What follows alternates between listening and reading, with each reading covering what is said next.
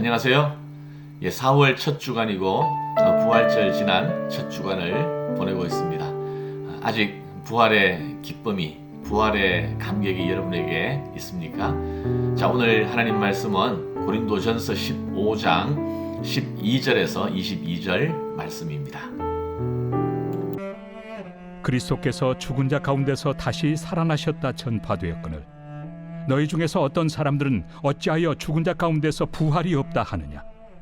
만일 죽은 자의 부활이 없으면 그리스도도 다시 살아나지 못하셨으리라.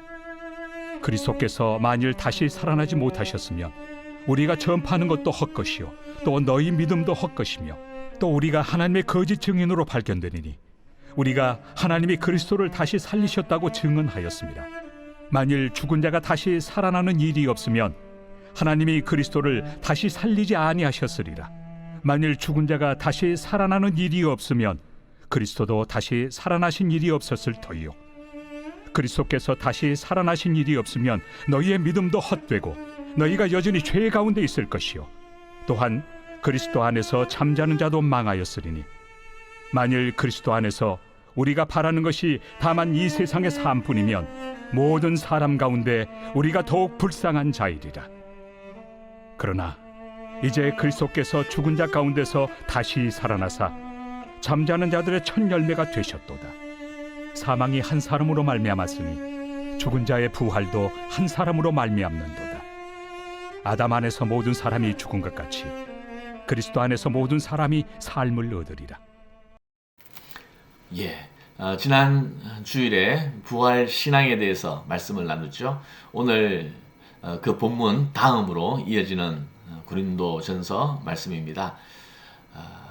한번 복습을 좀 해볼까요? 부활 신앙이란 무엇인가? 첫 번째는 예수님께서 실제로 부활하셨음을 믿는 신앙이라고 했습니다. 기억나시죠? 그리고 두 번째는 우리도 예수님처럼 장차 부활할 것을 믿는 신앙이라고 했습니다. 이 세상이 다가 아니라 설사 죽는다 할지라도 그 후에 우리가 부활하고 영생할 것을 믿는다라는 것입니다. 세 번째는 뭐였습니까? 세 번째는 부활의 소망과 권능을 현재적으로 맛보고 경험하는 삶을 살아야지 부활신앙이 완성된다라고 했습니다. 그래서 우리 지난 주일에 설교를 들은 뒤에 또 사랑방 모임에서 또 어떤 분이 첫 번째, 두 번째는 잘 이해가 되는데 세 번째는 무슨 얘기인지는 알겠지만 현실적으로 어떻게 살아야 할지에 대해서 좀 감이 안 온다, 좀 어렵다 이렇게 말씀하시는 분이 있었습니다. 자, 오늘 이 말씀을 다시 한번 생각을 해 봤으면 좋겠고요. 자, 오늘 본문 오늘 본문의 19절 말씀을 한번 보시죠. 만일 그리스도 안에서 우리가 바라는 것이 다만 이 세상의 삶뿐이면 모든 사람 가운데 우리가 더욱 불쌍한 자이리라. 그러나 이제 그리스도께서 죽은 자 가운데서 다시 살아나사 잠자는 자들의 첫 열매가 되셨도다. 첫 열매는 보증, 개런티라고 말씀드렸습니다. 그래서 예수님께서 부활하신 것은 그분의 독특한 놀라운 신비한 능력이 아니라 바로 우리가 부활할 것을 약속해주고 보증해주고 첫 열매가 되신다라는 말씀이죠. 그래서 좀 논리적으로는 이렇게 말할 수도 있습니다. 예수님의 부활이 없으면 예수님의 십자가는 헛되고 그냥 예수님이 십자가에 죽으셨으면 그걸로 끝나는 거예요. 그런데 그분이 부활하셨기 때문에 십자가가 우리의 소망이 되고 능력이 되는 것입니다. 자, 다시 한번 예수님의 부활이 없으면 십자가는 헛되고 그리고 우리의 부활이 없으면 예수님의 부활도 헛되다. 자, 이해하시겠어요? 그러니까 결국 우리가 부활한다는 것, 우리가 영원한 생명을 누리기 위해서 예수님께서 십자가를 지셨고 부활하셨고 또 그것이 우리의 부활을 보증하고 약속하는 능력이 된다는 말씀입니다. 그래서 이 부활 사건은 결국 과거의 사건도 아니고 또 먼 미래의 사건만도 아니고 바로 우리의 삶을 부활의 생명으로 인도하는 현재적 사건이 된다라는 말씀이에요. 예수님의 부활은 인간의 생명이 이 세상으로 끝나는 것이 아니라는 것을 증명하는 결정적인 증거가 됩니다. 우리의 삶이 이 세상으로 끝나는 것이 아니라 바로 부활이 있고 영원한 삶이 있다는 것. 여러분, 이것을 분명하게 믿는다면, 우리의 부활을 믿는다면 현재의 삶이 달라질 수밖에 없지 않겠습니까? 자, 예를 들어서요. 마라톤 선수와 100m 달리기 선수는 다릅니다. 달리는 방식도 다르고 마음가짐도 다르고 또 그 모든 과정이 달라지는 거예요. 100m 달리기 선수는 눈앞에 있는 목적지를 향하여 전력으로 질주하는 것입니다. 그때는 호흡도 또 불필요한 동작도 잠깐 휘청이는 것도 허용될 수가 없어요. 단거리 선수는. 그러나 마라톤 선수는 그렇지 않습니다. 마라톤 선수는 먼저 나가기 위하여 출발 연습을 집중하지 않습니다. 좀 늦게 출발할 수도 있어요. 또 속이 안 좋아가지고 배탈이 나서 화장실 가는 선수도 있었는데 화장실까지 가서 우승을 한 마라톤 대회가 여러 번 있었습니다. 넘어질 수도 있어요. 다시 일어날 수도 있어요. 왜냐하면 마라톤 선수는 그 목적지가 어딘지를 알고 그래서 잠깐 흔들리거나 넘어지거나 또 실패해도 포기하지 아니하고 끝까지 달려갈 수 있기 때문입니다.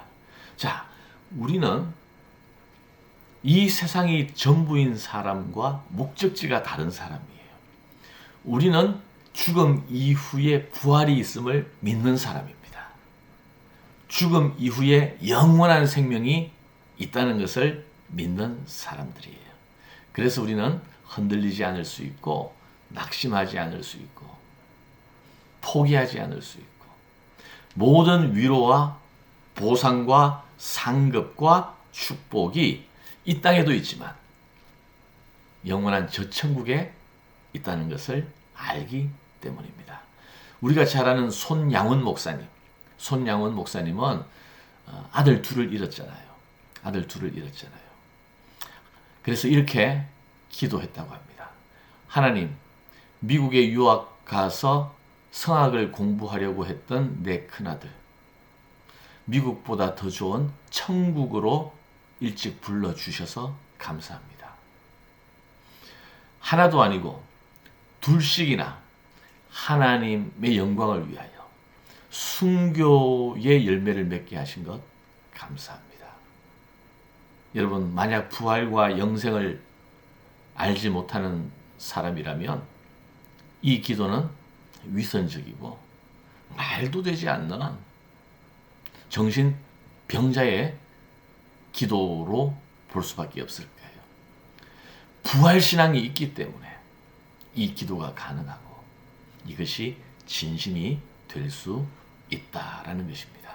그래서 부활신앙을 가지면 우리 인생관이 달라지고 가치관이 달라지고 삶을 대하는 방식이 달라지고 일하는 태도가 달라지고 사람을 대하는 방식이 달라지고 우리가 당하는 어려움과 고난 가운데서도 흔들리지 아니하며 더 큰 끝을 아는 사람이니까 영생을 가진 사람이니까 달라질 수 있고 그렇기 때문에 결국 그것은 뭐예요?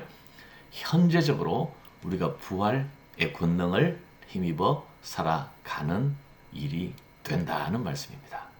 여러분에게 좋은 반가운 감사한 소식 전할게요. 어제 오후에 제가 김영숙 집사님 병원에 신방을 갔습니다. 금요일 오전에 쇼크가 와서 병원에 입원했는데 그야말로 혼수 상태고 의식이 없고, 정말 우리 김병호 집사님은 정말 이게 마지막이 될 수도 있겠구나 라는 생각을 하셨다고 그래요.